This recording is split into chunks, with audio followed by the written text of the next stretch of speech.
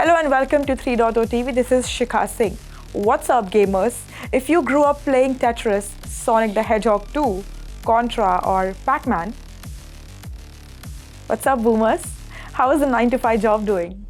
Just kidding. I myself used to ask every person in every function I've attended as a kid if they had any games on their phone, and honestly played a lot of games like Tetris, Temple Run, and what not. Talking about these classic old games brings back nostalgic memories. Now, what if I tell you that you can play more classic games on the Bitcoin network? Thanks to the Ordinals protocol, crypto users have inscribed more than 50 million bits of media on the Bitcoin blockchain over the last year, from artwork to profile pictures and even playable video games. Bitcoin Ordinals, the Bitcoin-based alternative to NFTs, lets users etch games and applications onto the chain, effectively preserving them for as long as the decentralized network lives. Some see this as a way to ensure classic games survive in digital era, which otherwise seeing these games being delisted and are becoming hard to access. Others just think it's cool or funny. 87% of the classic games are inactive and are considered critically endangered, according to a July 2023 report by the non-profit Video Game History Foundation. What is inscribing? What is Bitcoin Ordinals? What is Satoshis? Chill. This is where I come in. I'll tell you. Bitcoin Ordinals are non-fungible tokens created on the Bitcoin blockchain using Satoshis, which is the smallest denomination on the chain. Each Satoshi is assigned to a serial number based on its mining order, known as ordinals. Ordinals track blockchain ownership and can be inscribed with additional content benefiting from the security and decentralization of Bitcoin's blockchain. The Bitcoin mainnet ordinal software was released in January 2023. The Ordinals protocol assigns additional information to the serial numbers of each Satoshi, the smallest Bitcoin unit known as an inscription.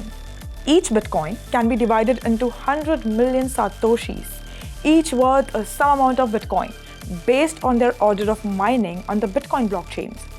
Ordinals allows users to create NFTs and other assets without a secondary protocol layer, preserving the security, immutability, and durability of Bitcoin itself. Whether you see it as a gimmick or a godsend, however, the fact remains that you can play some old school games that are running on Bitcoin. Oh, by the way, none of these games are web-based games and are officially sanctioned ports from the original developers, but there are pretty good renditions in the mix. Here's a list of games inscribed on the Ordinals worth checking out.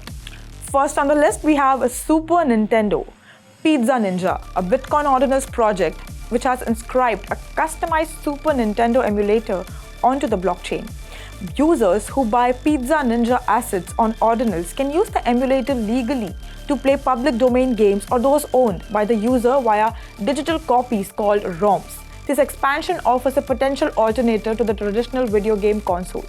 Next on the list is Tetris.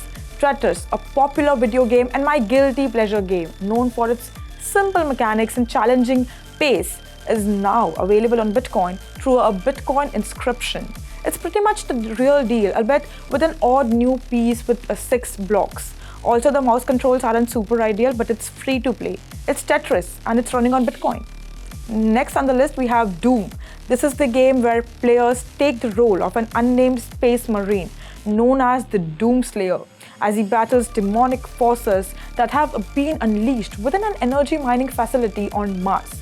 But this inscription isn't a direct portal of the original influential ID software, first-person shooter classic, but it's Doom-esque. Plus, it's one of the earliest inscriptions from February 2023 at #466. This is an example where the inscription was likely for experimentation or convenience rather than a significant preservation purpose.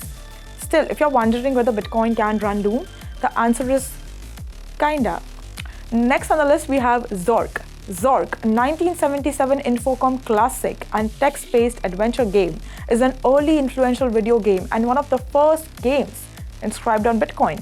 Although it may feel jarring to Gen Zs who still grew up on 3D worlds, it still delivers a compelling atmosphere via text on black screen. The retro gems presence on Bitcoin is intriguing. Last on the list, we have snakes. Snakes is simplest tech in approach. You'll use the directional keys to turn the blocky snake and try to pick up additional blocks in the process. It's that simple. Ordinals #142, an early experiment by Ordinals, is a fast version that allows a snake to loop from one edge to the other without dying, indicating potential for future advancements in the genre. Well, that's all in today's special segment. Keep watching 3.0 TV. Do like, share, and subscribe to our YouTube channel. Also, do log on to our website www.3versetv.io or scan the QR code to know more.